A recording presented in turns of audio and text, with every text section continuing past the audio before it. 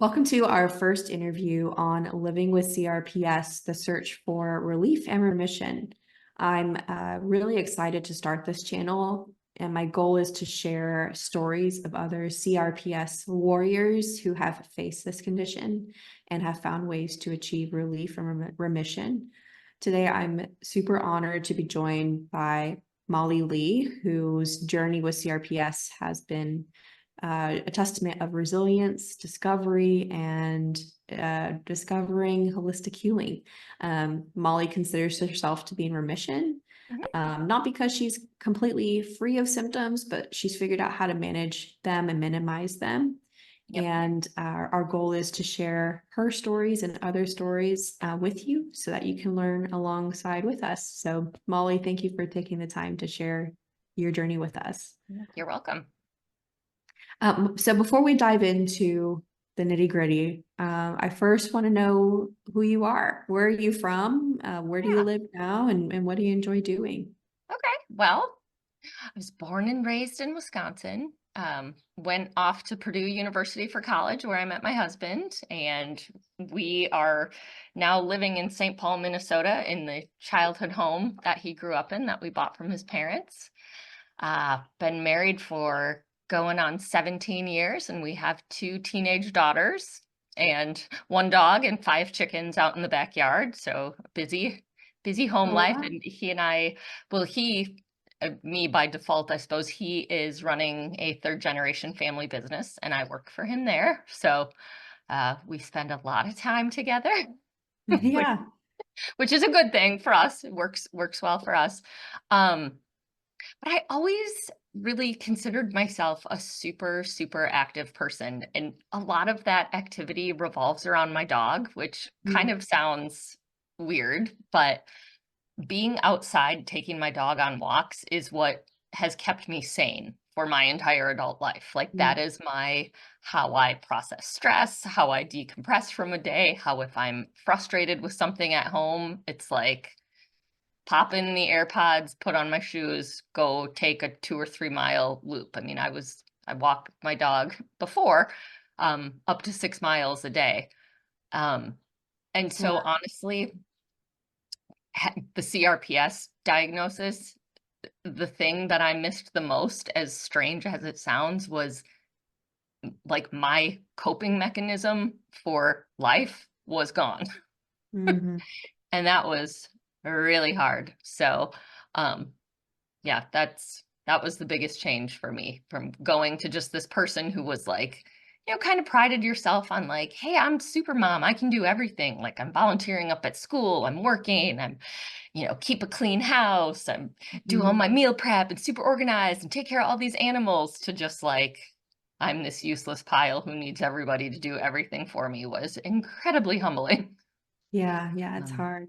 yeah. Um, so was there a specific event that happened that caused you to, was there an injury that led Yeah. to So CRPS? it's actually goes back into the year 2000 is where my journey started. I used to competitively water ski jump in college, and I had just a really freak accident going off, the ramps into the water. Just a freak accident, and broke a bone in my foot in just a really awkward way that sort of Mm. sheared a whole bunch of other things. And long story short, I basically severed my foot. It was just hanging on by some tendons and skin. Um, so I was lucky enough to have access to all of um, the university's like medical staff, and they got me into the guy who did my first couple of surgeries to fix that injury. Um, works with the Indianapolis Colts and like professional athletes and stuff. And he managed to save my foot. And he told me eventually, I was 20 when this happened. And he said, eventually over time, because our feet just take so much wear and tear every day, he said, eventually you're going to need to have this joint fused, which will, Mm. decrease some mobility, but it was so compromised, and he didn't want to do that when I was only 20.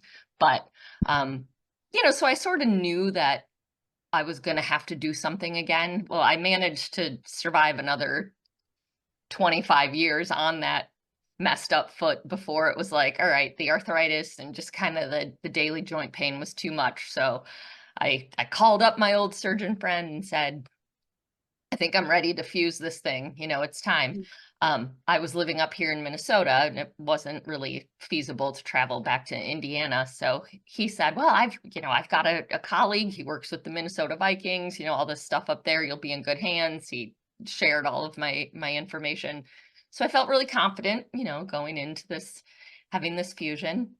So let's see, that was July of 2022, I went in for the fusion and, no complications. And they sent me home, said everything was good. And I started doing the PT and all the recovery stuff. But from day one, when they sent me home in that plaster cast, I specifically remember calling like the on-call physician maybe 2 days after the surgery being like, I have a blood clot or something because like my leg is on fire. Like there is, and I'm in a plaster cast, so I couldn't see. I didn't know what was going on under there, but I'd had enough surgery to know this is not how this is supposed to feel. But, they assured me I didn't have a blood clot and I Mhm. wasn't dying.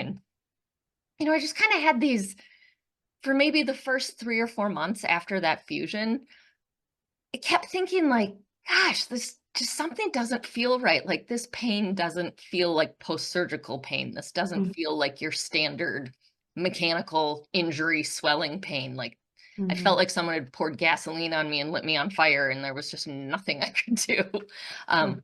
luckily always contained to my foot, but I just kept going back to the PT and the post-op follow-ups and finally it had been about 6 months and I couldn't even do the therapy.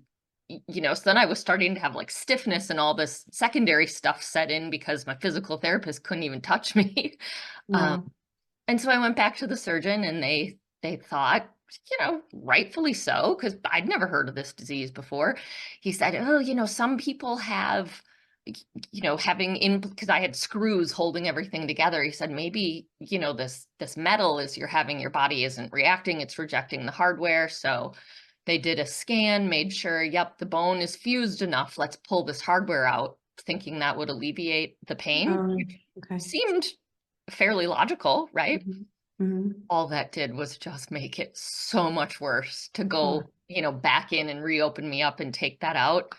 I very quickly realized, okay, the pain is still there and now it's even worse. And but luckily the surgeons they took me seriously. They never sort of poo-pooed because you hear all these horror stories of people who've Mhm. just gone decades with people not believing them. Um, so within 3 or 4 months of that removal, so maybe 6 to 8 months post-op, the surgeon said, we believe this is no longer physical, this is now electrical, and I work in the electrical industry, so like I got that, like this is a nerve, this is an electricity issue and we don't know how to fix this. So they referred me to a neurologist who saw kind of that one foot was a little bit discolored. And again, I always feel like I was so, if you can be lucky having CRPS based on everything else I've seen and read and heard.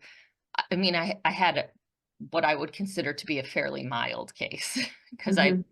I was never not able to walk, but I was walking all limped and hobbled over, which started causing like hip and knee and back pain Yes. from, it's Yes. On all the the other other side. stuff. But, I was never like wheelchair bound or, it never got that bad. But I really feel lucky that I had people who recognized quickly that something more than what they could handle was going on and got me sort of to the right spots. Um, so yeah, then I got that CRPS type 2 diagnosis about 8 or 9 months after. And then I got referred to a pain clinic that seemed to be, you hear horror stories about pain clinics too that just want to push Mhm. like drugs and implants. And certainly that was part of what they offered. But this pain clinic was really comprehensive and they had physical therapy and almost in my opinion, for me, the most important piece was they had pain-specific mental health therapy right there on site. So you had like, Oh, wow. yeah, so I had the pharmaceuticals and the the implants and all the stimulators and stuff, working in concert with physical therapists who understood my sensitivities and neural pathway brain retraining, and then a mental health practitioner who was helping me through the grieving process of like, I used to be this person that I no longer am. Mhm. So that I don't think I'd be where I am today if I wasn't lucky enough to live in an area that I had access to that kind of treatment. Yeah, yeah. And so whenever you were first diagnosed with CRPS, Mhm. what did you do? How did Oh, I you? Googled it. Yeah. Of course, you Google it, and then you're like, oh, great, it's called the suicide disease. Like, Mhm. there is no cure. It's only going to get worse. It's going to spread. It's going to, you know. So, Mhm. I mean, talking to you now, it sounds like, oh, it was really easy. I went right to these spots and I got all the help I needed. Like, there were some very dark days. Well, I navigated that and worked Yeah. through it. Yeah. And you feel very alone because no one's heard of it, right? And No one in your no family one knows, right? knows how Yeah, you feel. right. And Yeah. people would, I looked normal, Mhm. and that's also, a hard thing of having a pain disease where like, yeah, I look fine, but I'm not fine. Yeah.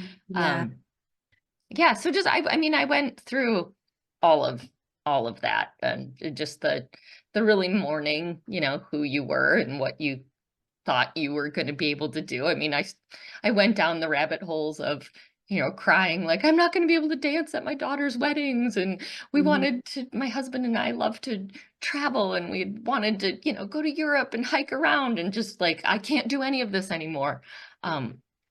But then, you almost have to hit like and in full disclosure, my husband is a recovering alcoholic, so he kind of he understood the idea of it's a disorder of the brain in a Mhm. way, Mhm. where like you have these physical symptoms and sensations, but kind of trying to come to terms with the fact that physically everything is fine. Mhm. There was nothing that showed up on any x-ray or MRI or CT that could say everything looked good. um so then you start to think you're crazy because you shouldn't be feeling all this stuff, but you are. But anyway, just long story short, having him kind of understand and help me through the same way that Having that support an is so addiction helpful. is something in your brain that's not Mhm. wired correctly. That was kind of how I came to terms with it, by having to think about it like that, Mhm. that this is something in my brain.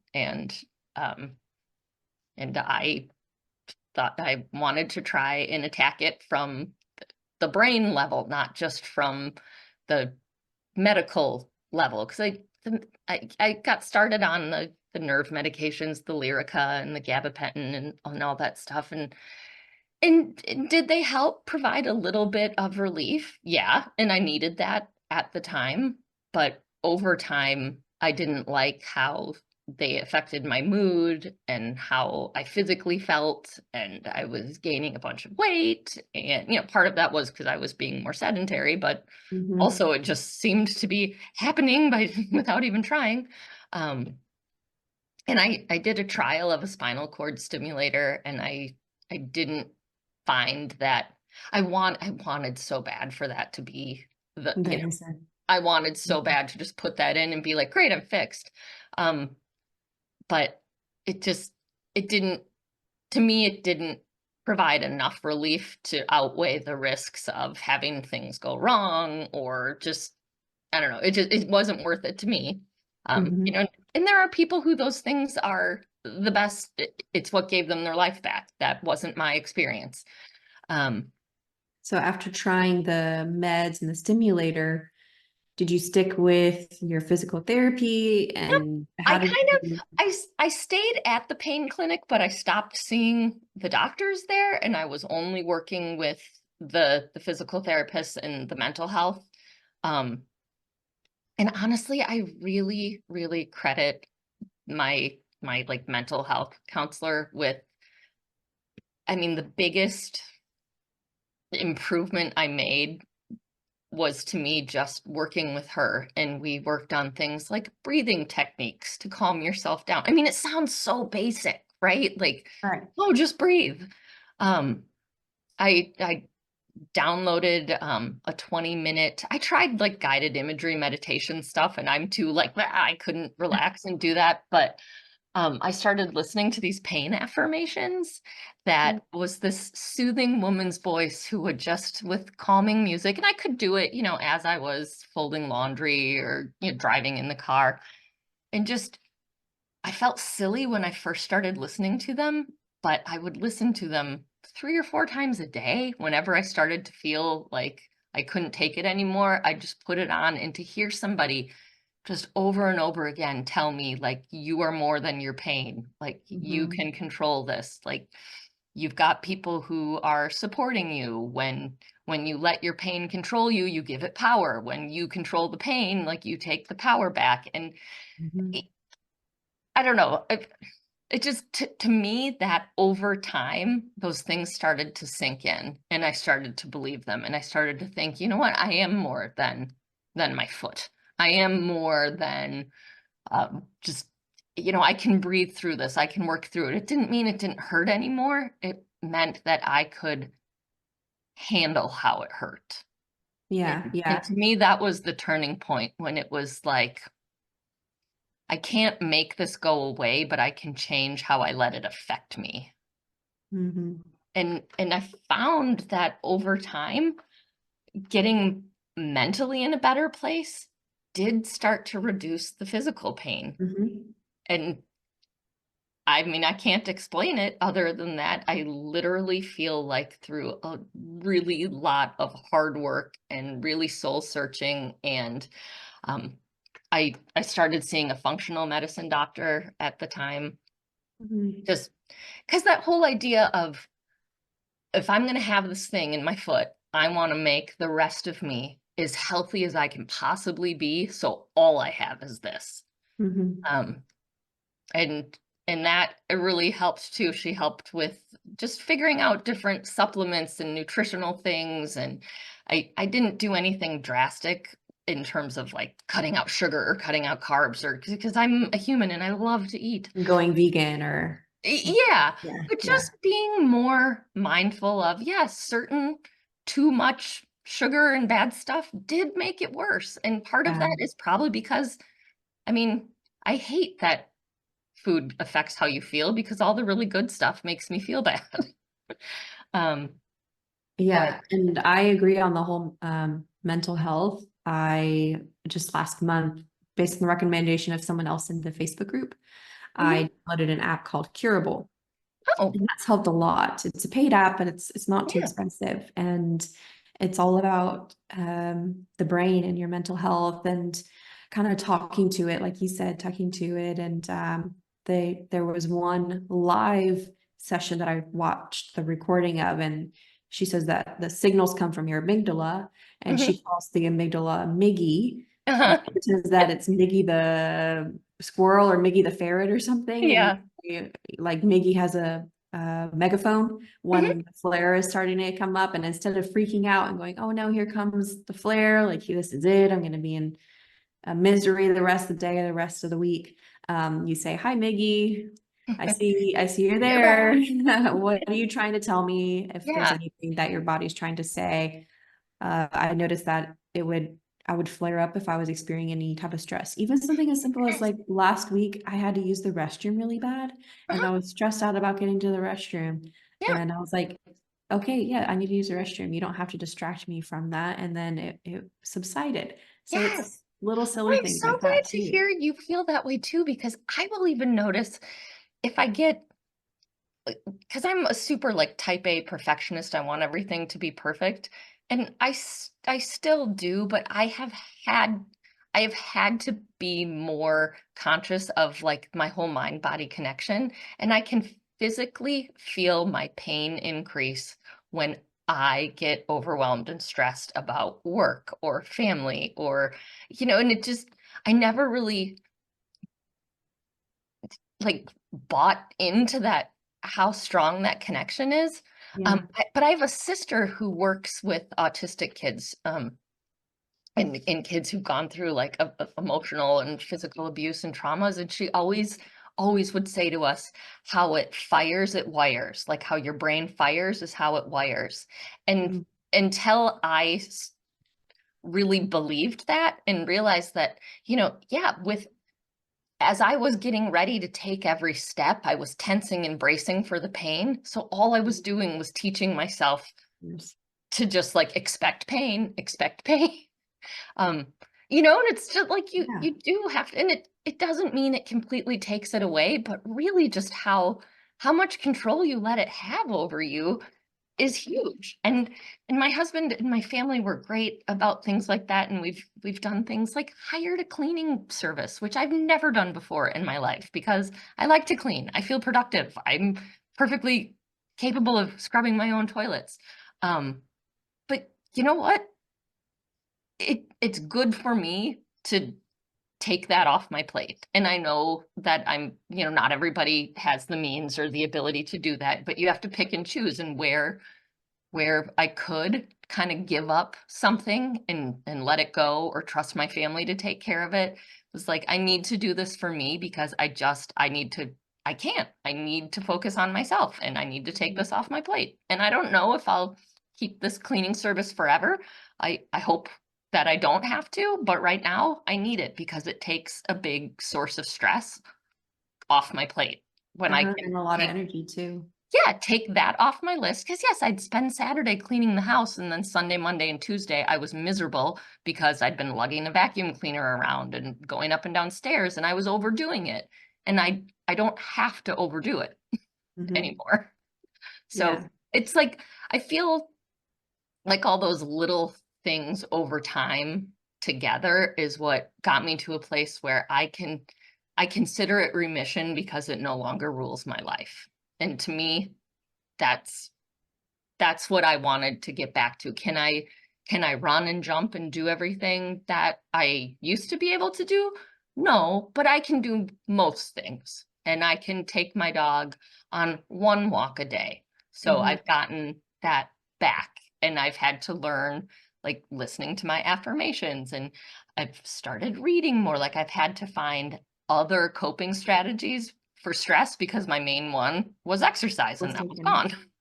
Yeah. So Yeah.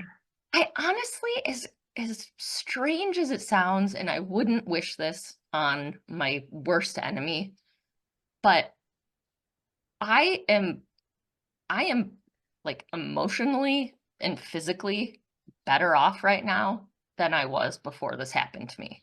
Mhm. And it really sucked to get there, but I'm at a place where I can look back and be like, I'm a better person. I'm a nicer person. I am more empathetic to people. I don't huff and puff if someone's walking slowly in front of me in the grocery store Mhm. anymore because sometimes that person's me. Mhm. Um, and I feel like I've been able to show my kids that life is not easy or fair and sometimes hard things get thrown at you, but it's how you handle them that define you.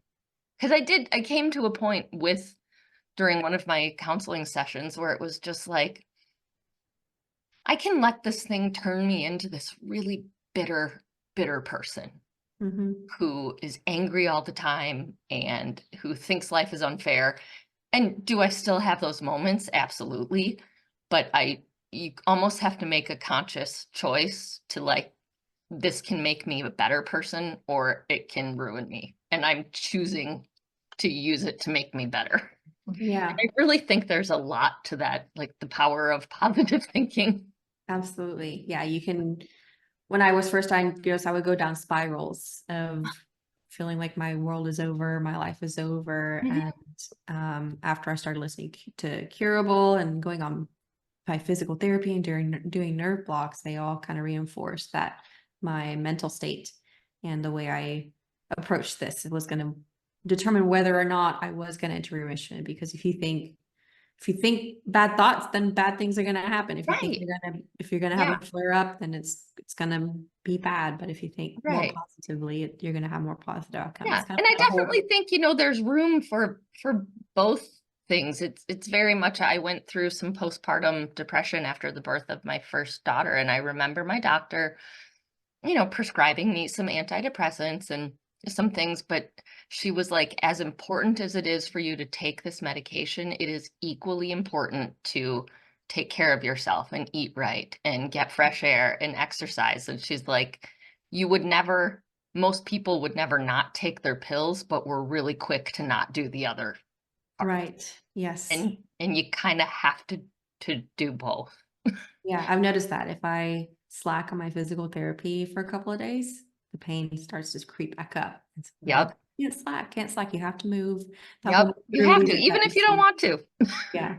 Yeah. Yeah, so we've come to find out now that all the burning and that is firmly, I do get flare-ups. Like a few weeks ago, I was at the grocery store and just a little kid helping their mom grocery shop ran into me with the cart, and it's like Oh I wasn't no. expecting that, and yep, it set me off on a couple days of like, but I now kind of know what to do to help calm that down. Um, but I'm still having this mechanical pain that wouldn't go away, and we've come to find out that my bone fusion actually failed miserably and it's not fused. Oh no. Um, so I'm going back in November, which is a very long time, but I didn't want to ruin a third summer of having surgeries. So I am having bone marrow from my hip taken out and injected into that failed fusion site to try and help promote additional bone Oh, growth and healing, because it just didn't heal right. And I think a lot of that had to do with I couldn't do the therapy and stuff because I was dealing with the CRPS. But this, and I'm terrified because we all know that additional, what like, happened? Yeah. yeah, like this, I'm poking the bear. I'm poking the bear and I'm really nervous about it.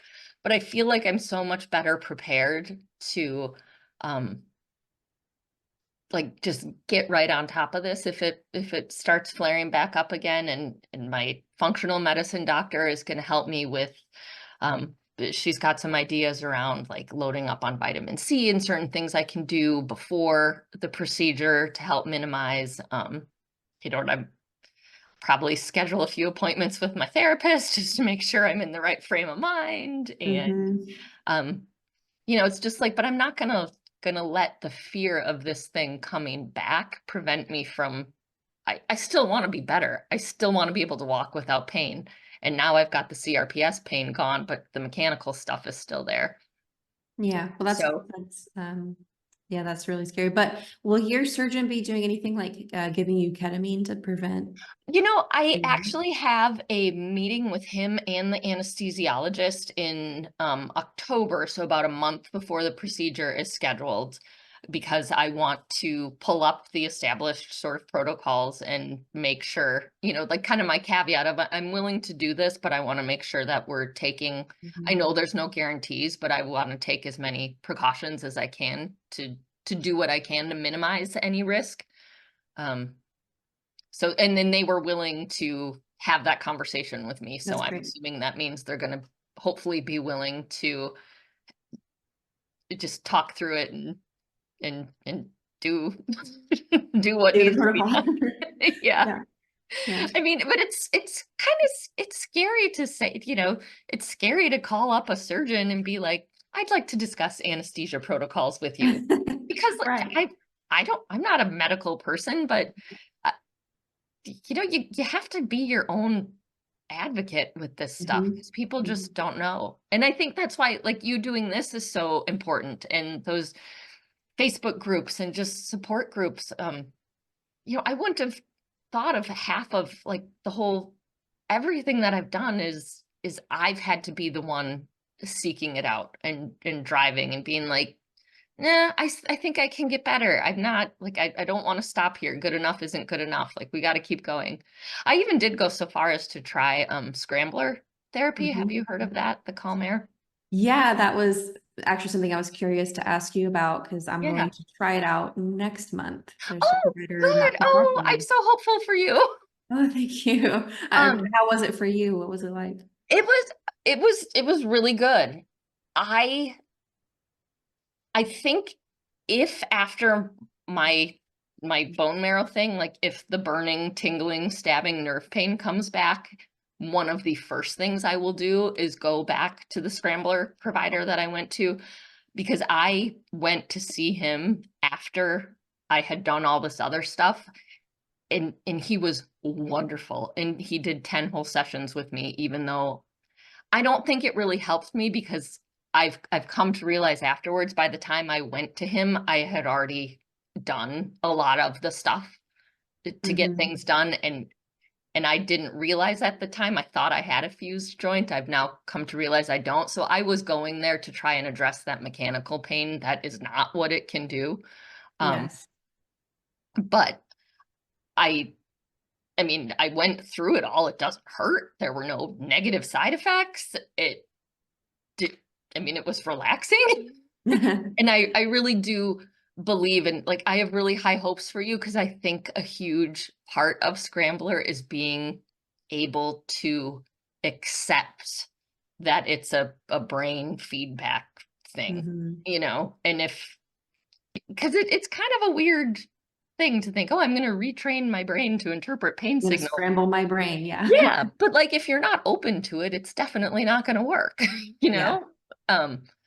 So although I don't think that it helped me, because I had already worked myself to that point before I got there, I absolutely believe it in enough to, I think it would have, you know, like I would never discourage someone from Yeah. trying. Worth a shot, right? Very low Right. risk. I mean, that's kind of how everything with CRPS, I'll try anything, you know, as long as there isn't a huge downside. Like I've had so many herbal supplements, and I've drank gross tea, and I've done like, can't hurt, might help. And if it gives me a 2% reduction in pain, that's worth We'll it. take it. Yeah. Yeah. Yeah. I take a Like, lot of supplements just for that reason too. right. Like I'm currently drinking 2 scoops of collagen peptides in my coffee every morning, because can't hurt, might help. Can't hurt my help. Yeah, that's like the story of my life. Can't hurt, might help. I will try it. I'm sorry if I missed it. How did you find out that the fusion was not okay and that you needed surgery? Oh, because it was actually the scrambler provider who, as I Oh, was describing the pain, because the person I went to was a doctor of physical therapy. So he wasn't a medical doctor, but a physical, like had a doctorate in physical therapy. So he was really asking a lot of questions about like, what does the pain that's feel right. like, where it is. And I kept being like, you know, because unlike most of his CRPS patients, like I wasn't burning anymore. You could touch my foot. You could, you know, but it was at the point when I was pushing off on my toe when I was walking, like at the toe off was like zing, zing, zing. And he is the one who said, that sounds mechanical to me. Like Wow. this sounds like there's a specific motion. And so with that information, I went back to the surgeon and said, I'd like to have this looked at again. And at first I was kind of upset when he did another scan and saw that it wasn't fused, because I was like, you told me this thing was fused, and that's why Wow. you Yeah. took the screws out. And I'm just going to chalk this up to another weird, wacky, unknown CRPS thing. He pulled up the original scan. I could see the bright white line of bone. It was fused, and it went away. Oh, wow. Um, he and I together did some researching and looking, and there are some instances of, you know, CRPS affecting bone density. And I mean, we'll never know. And that was a little bit humbling too, in a way, to be like, the medical professionals, like we know so much, right? We know so much about the body, but there's so much we don't know. Yes. I mean, he put the 2 MRIs up next to each other, and in one you can clearly see a white line of new bone in between these joints, and a year later it's gone. Wow. Well, that's so So, great that the provider you saw for Scrambler was detailed and honest enough to say, right. I mean, because CRPS. otherwise I never would have thought to ask, because why would you question that the surgery that kicked it all off wasn't successful? Because Mhm. from everything I had seen and heard, it was. It was fine. Yeah. You know, and I don't, why would my surgeon, who just repaired Kirk Cousins' Achilles tendon. The Vikings quarterback, like, he's not a quack. He knew what he was doing. Um, it just, bodies are weird. Yes, the body and the brain and the nervous system, everything. Right. And I had so much else going on that it it just it fell apart. So that's why um they don't want to attempt another full-on fusion with screwing things, because that's way too risky in flaring Yeah. things up. But that's why this bone marrow injection thing is far less invasive. It's 2 needle pokes. It's not a cutting me open and screwing things into my bones. And we're really hopeful that that will just sort of reignite the healing process that for some reason stopped. Yeah, that's good. So So earlier you mentioned pain affirmations. Did you find something on like YouTube, or how did you find yeah, it? no, it was, I think it was called Natural Healthy Journeys. Um, and it was, I just went to their website and they have affirmations for like cancer and all, depression, all kinds of things. And I found one that was just specific for pain. And I think it was like $20, and I downloaded it to my phone, and it's just saved to my phone files. I could probably just recite it from memory now because I listen to it so often. But Nice. but now I find when I'm getting stressed out or I start to feel a flare, just hearing the opening notes of the music is enough to sort of bring me down. Bring you back down. Yeah, which is Cool. wild, but it's like, because now I've wired my brain to like, oh, these words are calming. This makes me feel good. This puts me back in control. Mm-hmm. Yeah. So, So what and it does your, sorry, go ahead. no, I was just gonna say, but I don't know why I always feel the need to clarify this, but I'm so into this mind-body connection now, which is like, I'm not a woo-hooey type voodoo science person. Like, I'm very much a scientific person, but I just, from my own experience, it, there's something to it. At least for me, there is. Like, my own brain did more to heal me than all the medications and all the Mhm. shots and everything else that I've tried. Was just kind of regaining control of what your own brain is telling you and saying, I don't accept that. I'm going to tell you something different. Yeah. Yeah, that's great. So today, what does your management look like of your CRPS? Do you still do like physical therapy exercises on your own? Yep. Yep, I do. I do just with some resistance bands, and I have like a foot board that I balance my foot on, and I like wiggle just the front foot and then just the hind foot, and it kind of rocks. I got it off Amazon.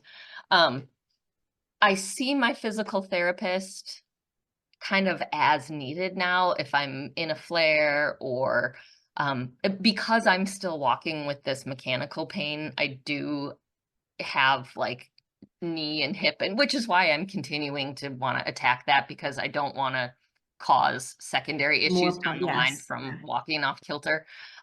So she's helping me manage the existing mechanical pain to minimize side effects from that.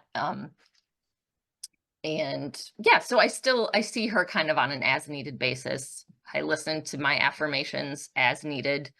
Um, Before, it's for some reason it's still worse, and I don't know if this happens to you, like late at night and first thing in the morning. I do feel, and I don't know if it's just, at the end of the day, you've been walking around all day, it's my foot, so uh, uh, Mhm. it's worse at night. And when I first wake up, I'm all stiff from having laid there all night and not moved anything. So, I don't just hop out of bed and do things. I kind of sit up, and I gotta do some ankle rolls and some pointing and flexing, and I'll Uh, take my foot in my hand and kind of rub it, like, wake everybody up here. yeah, while we're talking, I'm doing my ankle rolls because I have to do Yes, because 5 times a day. yeah, it's that weird, it's like overdoing it makes it worse, but not moving it at all makes it worse. You have to find that sweet spot of Yeah, at the giving end of the yourself, day, sometimes I'll also be in pain. It's like certain positions laying down yeah, trigger yeah. the pain. In the morning, it's not pain, it's just being stiff, like you said. Yeah, I think the morning is more stiff, and in the night, at the end of the day, it's more like, yeah, I did a lot today. Like, if I had a meeting and I was on my feet or something. Mm. Um, I do still, I think this is a lingering CRPS thing, is that if I'm like sitting on the couch with my legs tucked up and one of my daughters will come and like flop down on the couch and catch me just right. And it's like, Uh, you know, that's still sort of that certain movement. unexpected touch. But they're good about like, don't jump on mom. Because Right. I need to know you're coming and brace for it. Yeah, my daughter's been really good. She's 4 and she's been so good and empathetic that she's like Yeah. naturally empathetic and Yeah. she's very Well, you know, and that's like, that's a very calm positive and for you to think, you know, because my kids they're teenagers, so they're older, but if from that young age you're teaching your daughter to like not give up and to be empathetic to people that maybe aren't, you can't visibly see the pain they're in, that doesn't mean it's not there. mm-hmm. And I mean, those are all like, those are some of the positive things that can come out of this. Yeah. I loved it. My daughter, we ask her every now and then, what do you want to do when you're adult? And the last time we asked her, she said, I want to go be a doctor so I can figure out how to fix your leg. I'm like, oh, that Oh, was and maybe she'll be the one who figures this thing out. You never know. right. Yeah. Yeah. In the Facebook, I think it was a Facebook thread, like you were commenting, you mentioned a book, Stepping Outside the Box. Oh, What is yeah. that book about? Um, let me, I think it's still sitting on my nightstand here. Oh, no, I moved it. I don't know where it is. It was a really great book. It was a woman who had CRPS and went through, flew to Europe, did all these treatments, like horrible, painful things. And it's kind of her coming around to that realization of, I have to fix this sort of myself. I mean, not yourself, like we need help, but you know, it's not, I can't take the pill isn't going to cure this. Or, you know, it's not an easy fix. She sort of opened, that book sort of opened my eyes to the whole idea of the holistic approach of like still continuing to go to your medical MDs and do that avenue, but complementing it with this, you know, this mental health, this spiritual health, this sort of brain retraining. That's the book that really kind of flipped the switch for me, that it's like, I can't just take pills and do exercises. I have to like really do some work up here. Yes. Yeah. Yeah. So that book was really good. I would recommend it to anyone. And I can't even remember the author's name now, but I read it I like, wrote it down. Dr. Tracy oh, yeah, Patterson.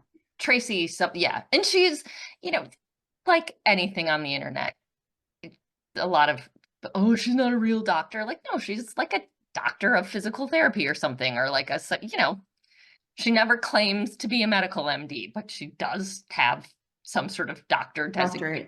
Doctorate. But Okay. yeah, but to me, I don't care. Most doctors don't know anything about this stuff. It's the people who've Right. had, like, I learned more from her as someone who has had it and been through it and could really understand. And I think it's in Idaho, maybe. She opened up a treatment center that I did look into going, but I couldn't afford it and I didn't want to Oh, be away from my okay. family. But she opened up, she has a center that sounds very similar to the pain clinic that I was at, except it's CRPS focused, that does the whole, you know, like the multimodal approach of mind, body, spirit, like all of it. Oh, okay. Is it kind of similar to Sparrow Clinic? Have I you? think so. From what Yeah. from the what little I've learned about that clinic, it seems like, you know, that I think I think that is the magic bullet though, is finding, you have to attack it from multiple different avenues. You can't just, like, if all I did was listen to pain affirmations, I don't think I'd be here. If all I did was take pills, I don't think I'd be here. Mhm. It was like, you have to do all of Collectively. it. Yeah. Yeah. And it's really hard because it's exhausting and Mm-hmm. you don't see results right away. And then you feel like you're wasting your time, but it's like, you just have to keep at it and you have to advocate for yourself and keep seeking out different things and trying different things. I mean, I think that's honestly the biggest piece of advice I would give to anyone who is either recently diagnosed or struggling with it is like, don't just accept the death sentence of, you're going to have this for the rest of your life and it's going to be awful. Parts of it are awful. Yeah. It's not all awful. Yeah, you can still have a life. Yeah. And Yeah. like, and again, I've said this so many times, but I do always feel the need to, I totally get that I am best case scenario. I was diagnosed in under a year. I had super supportive family. We had resources to be able to go try things. And I worked for my husband. So when on the days when I was just like, I can't get out of bed and I can't go to work today, I didn't have to, I didn't have the threat of losing my livelihood or things. So um, I mean, my heart goes out to anybody who's navigating this alone without all of that support, because it was hard enough for me with all of that really good Yes. support, which is why things like this are so important, because people need to know they're not alone. Yeah, it's a very lonely and isolating diagnosis. Yeah. Definitely. Yeah. Well, thank you, Molly. I so appreciate you sharing your journey. Your story, I hope, will inspire others like it has inspired me to continue fighting and Yeah. working on myself as a whole, not just like you said, not just taking Yeah. pills, just doing physical And therapy, but that's just honestly, everything. it's so freeing it's been within the last 6 months that I feel like I'm more than just a foot. Because for so, Mhm. when you're just going to all these appointments and it's all you can talk about is just, my family joked we were a family of four. And then for a while we were like a family of four plus Molly's foot. It's like this thing that's just hanging out over you. And, and so that's what, for me, striving for remission meant I'm no longer just my foot. I'm Mhm. I'm back to me who has a foot thing, but I'm more than just my foot thing. You're more than just your foot. Yeah. Yeah. Yeah. And that's why I wanted to get to know you a little bit before we dove into your journey, because you are more than your foot, more than Yeah. your CRPS diagnosis. You're Which working with. is what my pain affirmations are, what taught me that I am more Great. than my foot, and my foot does not control me. And I mean, one of the biggest things that she repeats in her little saying is like, you have things to accomplish and a purpose and things to do, and this cannot stop you. Yeah. I love that. Yeah. Very good. Well, thank I'll look up that, because I can't remember it off the top of my head, but I'll message you what those pain affirmations are, because Okay. I Yeah. feel like Yeah. they could, if they worked for me, and we seem to be kind of on the same wavelength with how we're trying to approach this, and can't hurt might help. Can't hurt my help. That's the phrase from if you take away anything, just one thing, can't hurt my help. Yep. Yep. And any reduction in pain is worth it. Exactly. Yep. And I've also added that book to my reading list. So I'll Oh, read okay. that. Yeah, great. Finish. I even, after I read it, I had my physical therapist read it. My mental health counselor was like, "Oh, this is great," because there's just so many resources out there. It's sometimes hard Yes. to, and I'm sure that's not the only book. That's one book, but um, it's like if you find something that works, I just want to share it with everybody in the hopes that maybe it'll resonate with them too. Yeah, yeah, absolutely. Well, I hope to catch up with you and stay in touch with you Yeah, and hear absolutely. how your surgery goes and your recovery from that. I'm also looking forward to hearing how your conversation goes a month before as well. What your Yeah. Oh, I'll definitely let you know, because that is I don't know if they're not. I have so much history with this clinic and these surgeons that, they have been through the whole thing with me, but it's also, I've kind of already braced myself for, like, if they poo-poo me and aren't willing to at least really consider and talk through why they would or would not do something, that maybe I look for somebody else who will, because it's important enough to me to at least try to mitigate things. And I Mhm. think that's important. And there's more than one surgeon out there. This isn't the only person who can do this thing. And I need to do it with someone who's kind of willing to meet me where I'm at with this, because I'm too afraid to do it without, um, doing what I can. Yeah, for sure. Well, thank you, Molly. I won't take your time any longer. I hope you have a great rest of your evening. And I so appreciate you being the first person to do this interview. No, And and let me know, like, if when this channel comes out or something, I want to listen to other stories yeah, yeah, and we've things, got 'cause we got I some still good have things stories. to learn. Yeah, everyone very different. Yep. Everyone's very different what they've tried. So Yep. yeah, very Okay. exciting stuff. All right. Well, you have a good night too. Thank you, Molly. All Bye-bye. right. Bye.